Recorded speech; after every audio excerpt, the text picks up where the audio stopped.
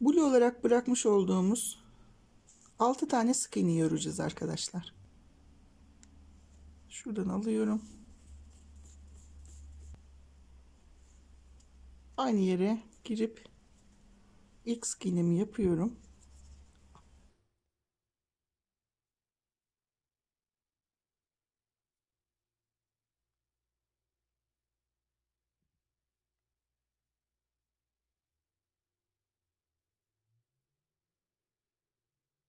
Altı tane sık iğnemi yaptım. Bir tane zincir çekip geri dönüyorum. Bu 6 tane sık iğnemizi dizin altına kadar öreceğiz.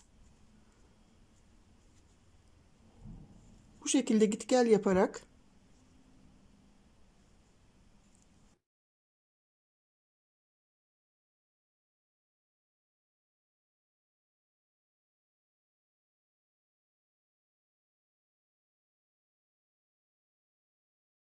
bir zincir çekip tekrar dönüyorum.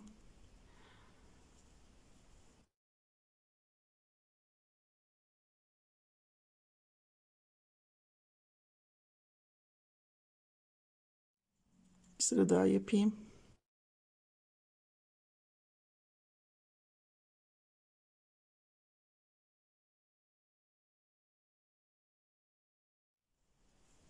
Dört sıra örmüş oldum mesela arkadaşlar. Şöyle ikişer ikişer sayabilirsiniz. Şimdi bunu ben şöyle arkadan saydığım zaman 2, 4, 6, 8, 10, 12, 14, 16, 18, 20, 22, 24, 26. Şöyle arka tarafından saydığım zaman çifter çifter 26 sıra yapmışım. Ama ipinizin kalınlığına ve inceliğine göre değişebilir. Yani şöyle yaptığınızda elinizde şu şekilde düzeltin. Dizi de şöyle kırın. Şunun şöyle dizin 1, 2, 3 sıra falan altına gelmesi gerekiyor arkadaşlar. Ben 22 sıra daha öreceğim arkadaşlar. Şu dizin altına kadar. Önemli olan sıra değil burada, onu söyleyeyim. İpinizin kalınlığına ve inceliğine göre belki sıra sayısı değişebilir. Bir eksik bir fazla yapmanız gerekebilir. Yani şu dizi 1, 2, 3 sıra falan geçmeniz gerekiyor. Şuraya kadar uzatalım. Ondan sonra birlikte devam edelim. Bakın şu şekilde tuttuğunuz zaman arkadaşlar şu şekilde ayağı bükeceksiniz. Şuradan tam dizi büktüğümüzde 1, 2, 3 sıra altına denk gelecek şekilde olmalı. Ona göre ölçün.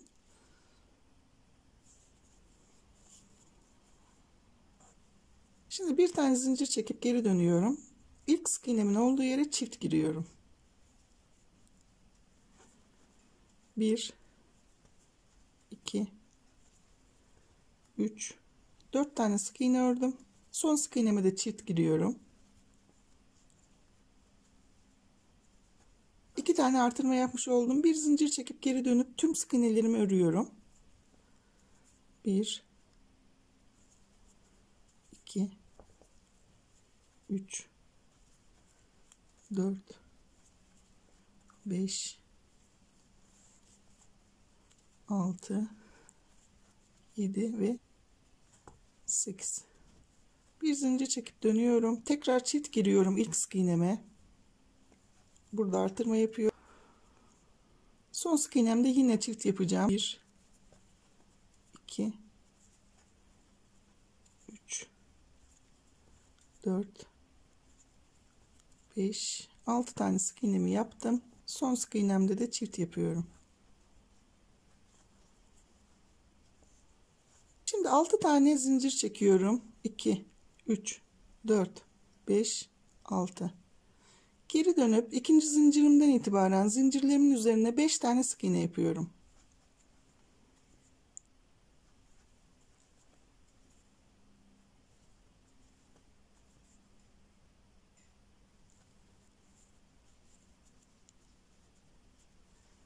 Ve 5 tane sık iğnemi yaptım. Tüm diğer sık iğnelerimi örüyorum.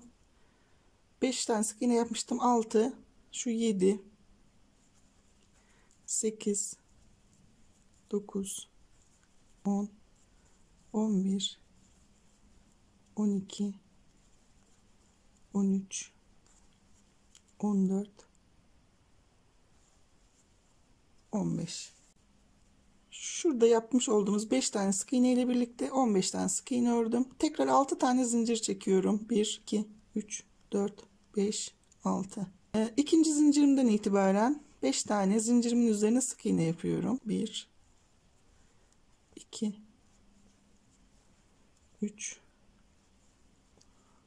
4 5. Gövde kısmındaki sık iğnelerimle devam ediyorum. 6 7 8 9 10 11 12 13 14 15 ve 16 tane sık iğne ördüm. 6 tane zincir çekip sık iğnelerimi yapıyorum. 1 2 3 4 5 6 7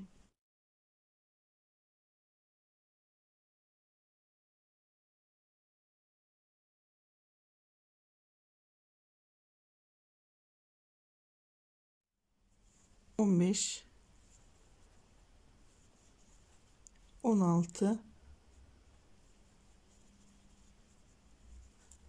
17 17 tane sık iğne yaptım. 1 2 3 4 5 6. Tekrar sık iğnelerimi yapıyorum. 1 2 3 4 5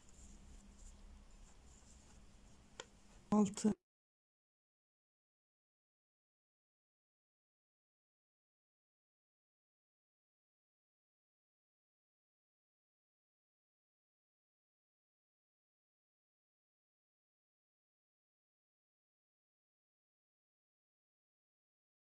17 ve 18.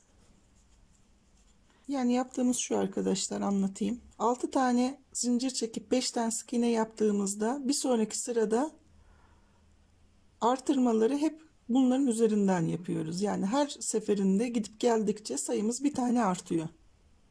6 tane zincirimi çekiyorum. 2 3 4 5 6. Sık iğnelerimi yapıyorum. 1 2 3 4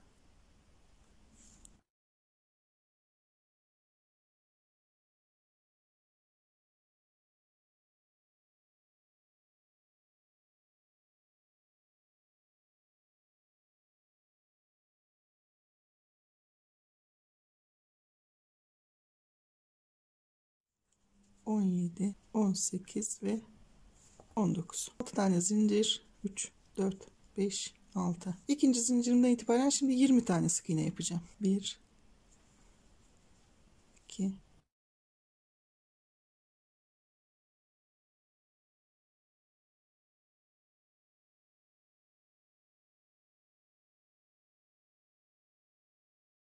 19 ve 20.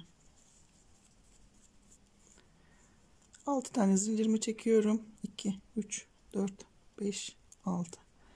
Geriye dönüp ikinci zincirimden itibaren bu sefer 21 tane sık iğne yapacağım.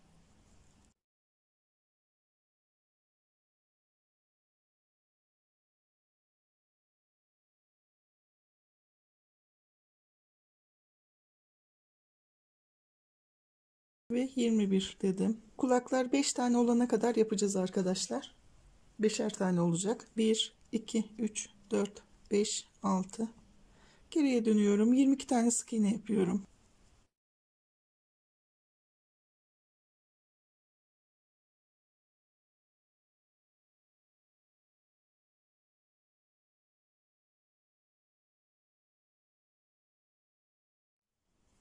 Yirmi bir ve 22 dedim. 6 tane zincirimi çekip 23 tane sık iğne yapacağım.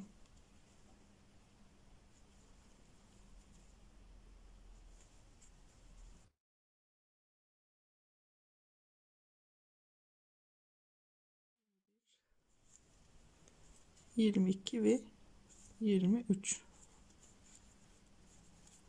Son kez zincirimi çekiyorum. 24 tane sık iğne yapıyorum.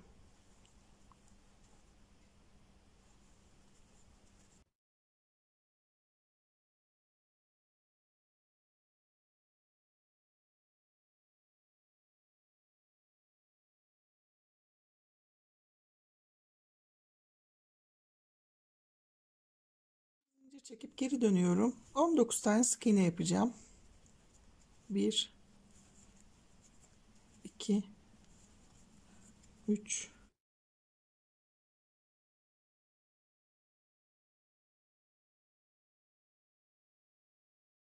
18 19. Tam şuraya geleyim. Bir tane daha yapıyorum. 20 tane sık iğne yapmış oldum. Yani şurada hep 4 tane sık iğne bırakıyoruz. Bir zincir çekip geri dönüyorum. Bir sıra örüyorum tüm sık iğnelerimi. 1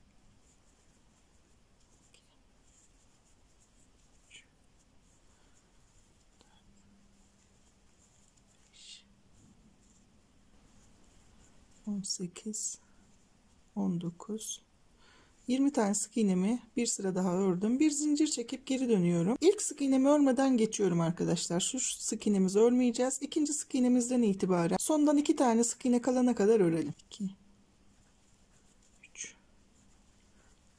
4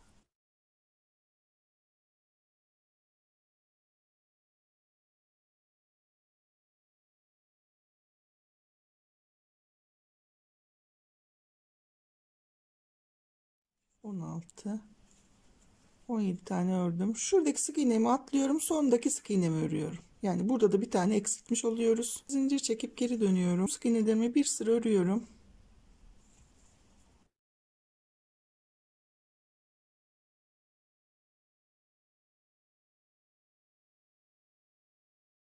Şurada artık ipimi kopartıyorum.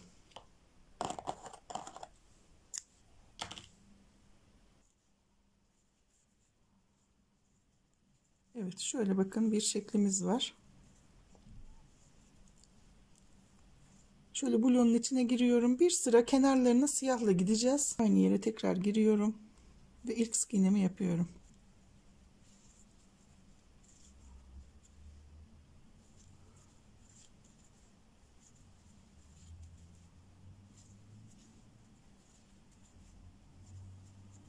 Düzgünce kenarına bir sıra siyahla gidiyorum. Şurada biraz değişiklik olacak. Onu size göstereyim. Şuraya geldiğimizde.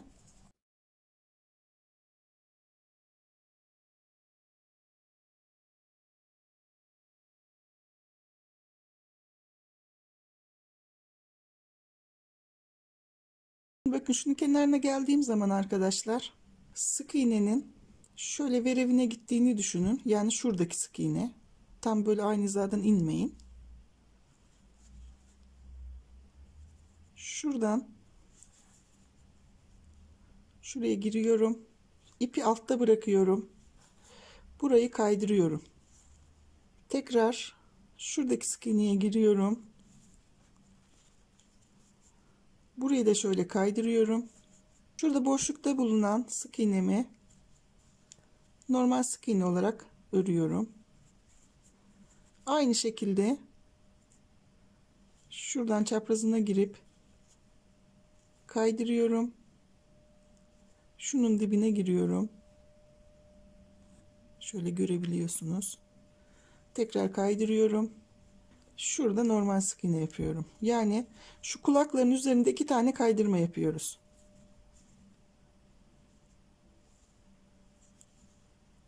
Şöyle tekrar şuraya giriyorum. Bir tane daha kaydırdım.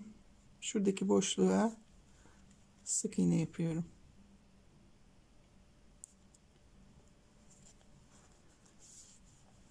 Şöyle düzgün durması için bakın.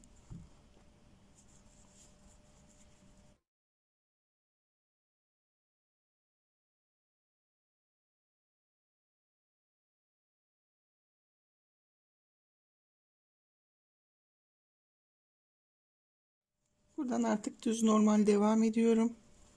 Şimdi şuraya dönmeden önce buraya çift gireceğim. Ve köşedeki son sık iğnemin olduğu yere de yine çift giriyorum. Dönerken büzmesin diye yaptım bunu. Şuradaki sıra başına kadar yine siyahla örüyorum.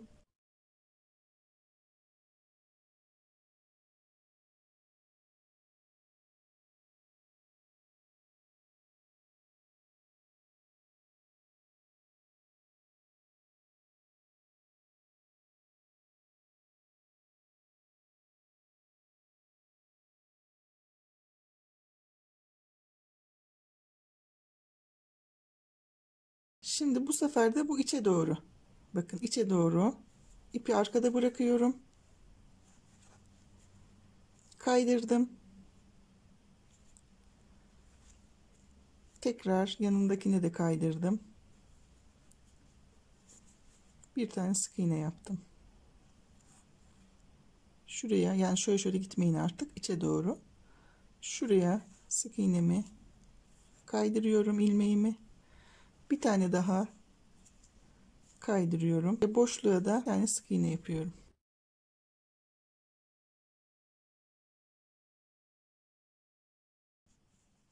Şuradaki son sık iğneye kadar geldim. Şimdi ipimi şöyle birazcık, bakın kestim, ucundan bırakıp bir sık iğne yandaki boşluktan ipimi alacağım içeri.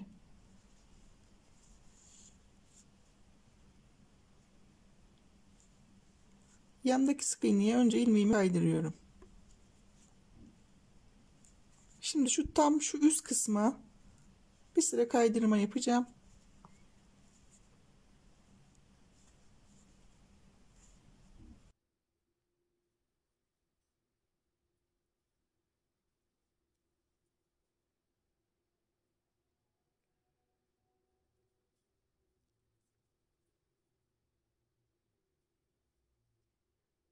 İlmeğimin başını şuradan içeri alıyorum arkadaşlar, yan sık iğneden. Burada bitiriyorum. Pantolonun beyaz kısmını da tamamladık. Üzerinin beneklerini yapacağız arkadaşlar. Şerif Woody'nin yeleğinde olduğu gibi ben size 2 ya da 3 tane model vereceğim. Kafanıza göre yapabilirsiniz. Yani burada çok kasmanıza gerek yok. Simetrisi bozuk 1-2 tane git gel şeklinde şekiller örüp dikeceksiniz. Ama ben size dediğim gibi birkaç tane model şimdi birlikte yapalım. Siyah olduğu için gözükmüyor ama ben sayıları yazıyorum şuraya. Şerif Woody'nin yeleğinde yapmış olduğumuz beneklerden de örebilirsiniz. Şimdi ince uçlu tığımı aldım arkadaşlar. 1,7 benim tığım. Siyah ipimizden uzunca keselim. Önce katını ayırıyoruz. 2 katıyla öreceğim. İpimizin katını ayıralım.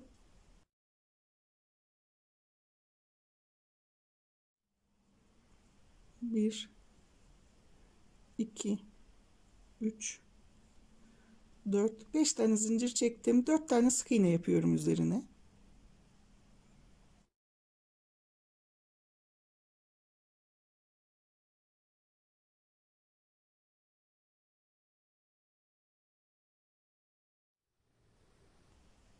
Üç tane zincir çekiyorum. 1, 2, 3. Zincirimin üzerine önce 2 tane sık iğne yapıyorum.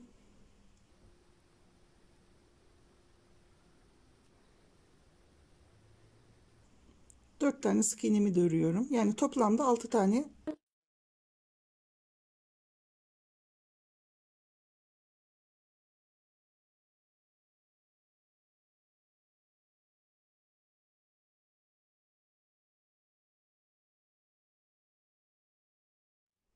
Bir zincir çekip geri dönüyorum. 5 tane sık iğne örüyorum.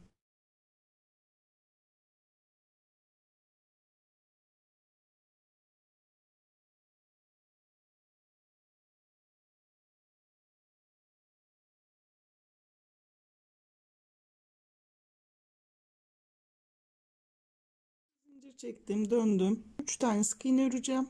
1, 2, 3. Tekrar geri dönüp bir tane atlıyorum. 2 tane sık iğne yapıp bırakıyorum. Şöyle bir şekil. Yani bu parçayı üzerine dikecek kadar ipi bırakıp kesiyorum.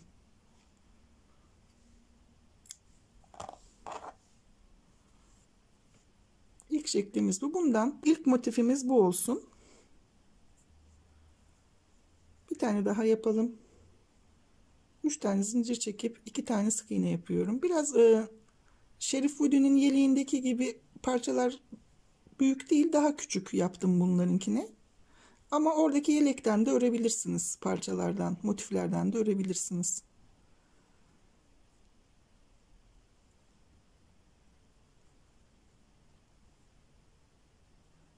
Şöyle 2 tane sık iğne yaptım. Bir zincir çekip dönüp 2 tane sık iğnemi tekrar örüyorum.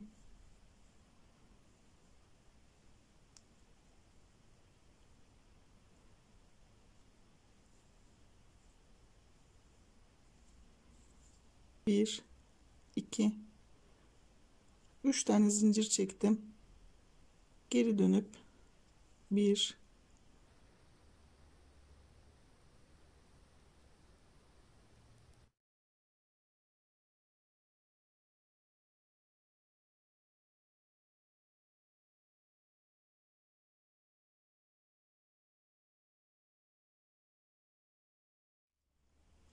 4 tane sık iğne yapmış oldum. Bir zincir çekip geri dönüyorum. Şu ilk sık iğnemin içerisine çift giriyorum. Yani burada bir tane bu şekilde artırma yapıyorum.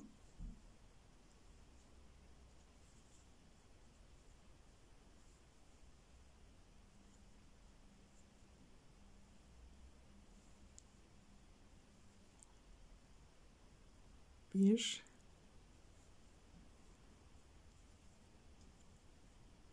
iki tane sık iğne ördüm. Dönüyorum.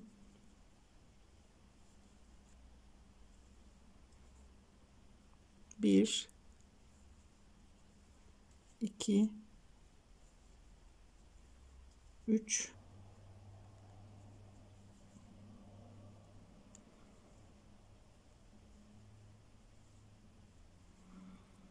4 tane sık iğne örüp dönüp 2 tane sık iğne örüp bitireceğim.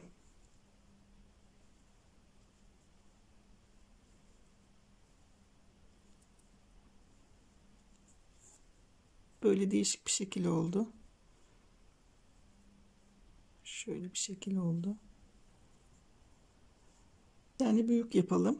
10 tane zincir çekeceğim. 1, 2, 3, 4, 5, 6, 7, 8, 9, 10. İkinci zincirimden itibaren 9 tane sık iğne yapacağım üzerine.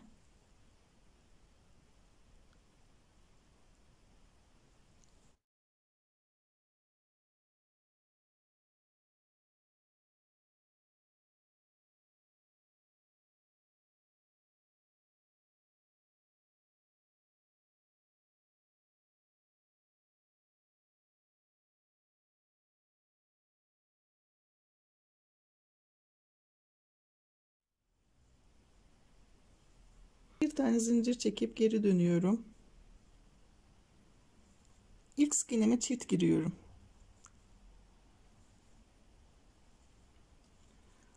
Yedi tane sık iğne yapıyorum.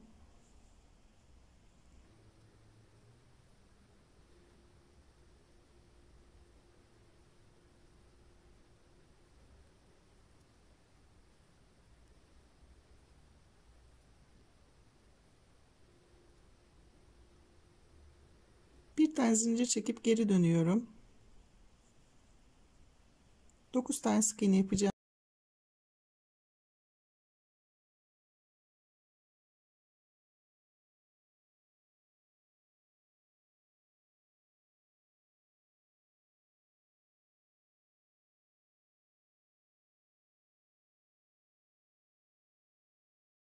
Bir tane zincir çekip geri dönüyorum. Buraya yine çift giriyorum. İlk sık iğneme çift girdim. 1, 2, 3, 4, 5, 6. Buradan geri dönüyorum. 6 tane yaptım sık iğne, geri döndüm. Şuradaki ilk sık iğnemi atlıyorum örmeden geçip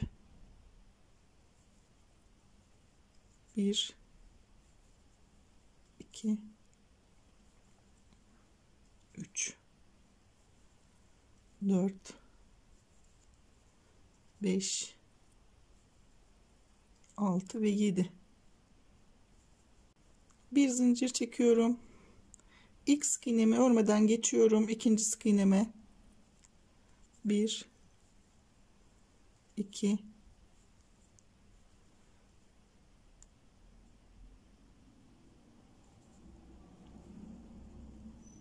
3, 4, 5 tane sık iğne örüp geri dönüyorum. 1, 2,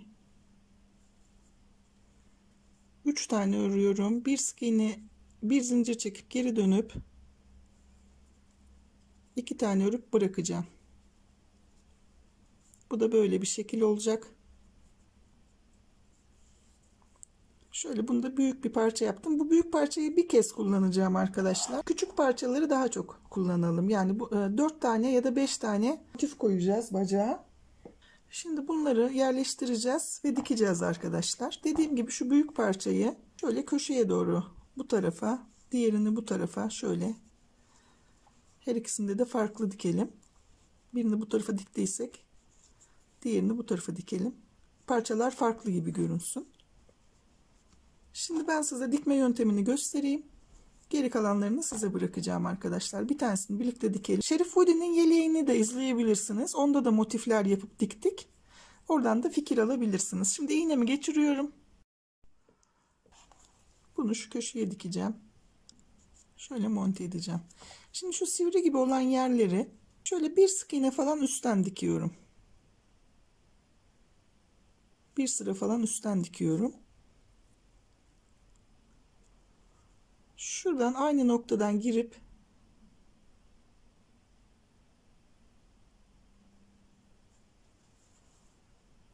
şöyle bir çıkıntı yapıyorum. Yani V şeklinde bir görüntü veriyorum. Bazı yerlerde bunu kafamıza göre yapalım. Şurayı düz dikeceğim.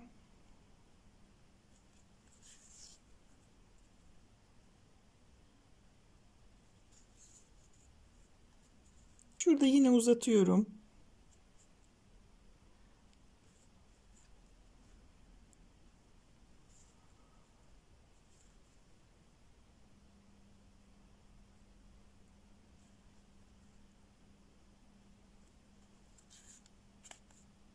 Şöyle bakın iki tane bir görüntü yaptım. V şeklinde dağınık tüy görüntüsü veriyor.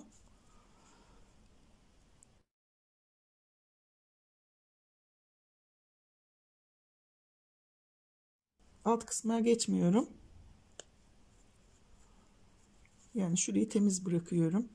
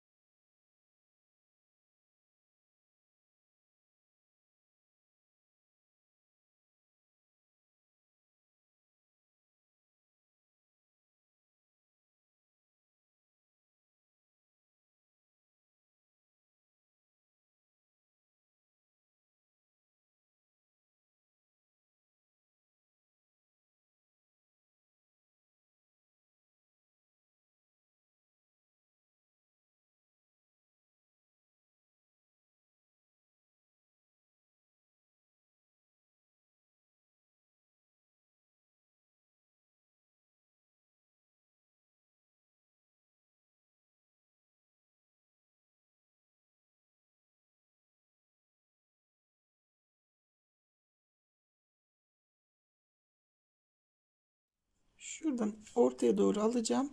Düğüm atıp ipimi öyle koparacağım. Düğüm atmadan ipinizi kesmeyin.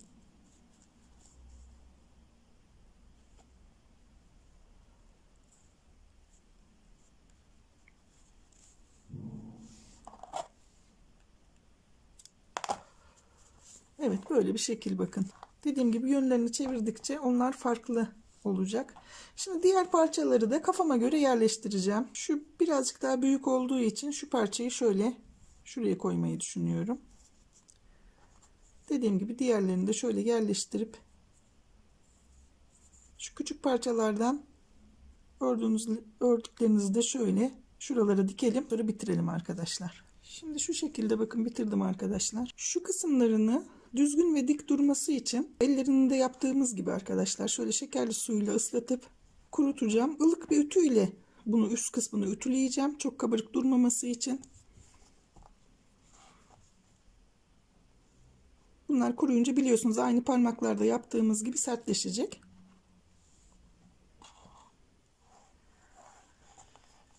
Şimdi şu şekilde bakın arkadaşlar. Şekerli suyla yapınca şunları dik tutma imkanımız oldu. Biraz da ılık ütüyle ütüledim şu beyaz olan kısmı. Şimdi siyah ipime 2 katına şöyle iğnemi geçirdim. Yanlardan şu dize kadar dikeceğim.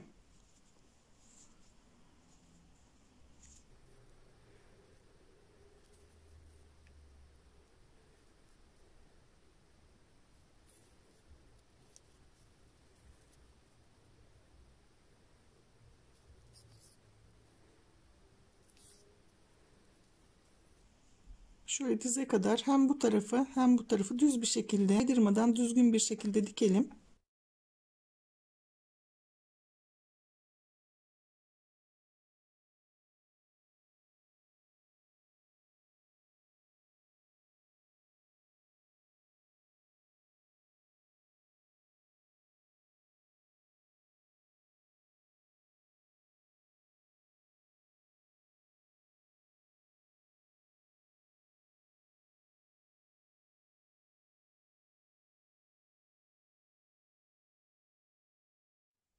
Şu dizin olduğu yere kadar diktim arkadaşlar. Şuraya kadar. Oradan karşı tarafa geçip diğer tarafı dikeceğim.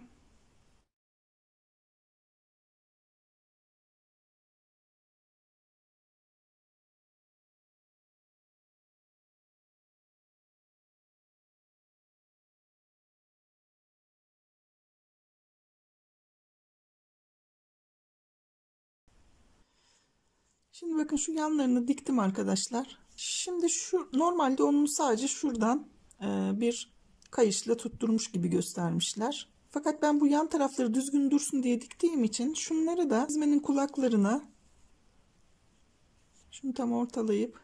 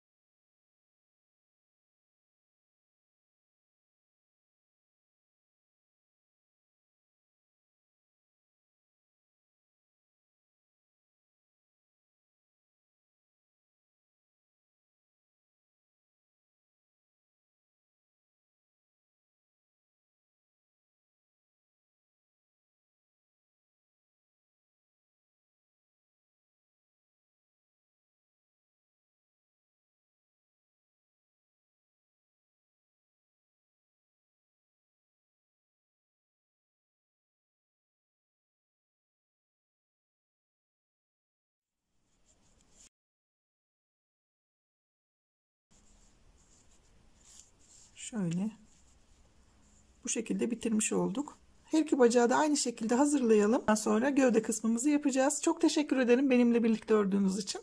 Lütfen beğen butonuna basmayı ve abone olmayı unutmayın. Bir sonraki videomuzda görüşmek üzere. Şimdilik hoşça kalın. Sevgiyle kalın.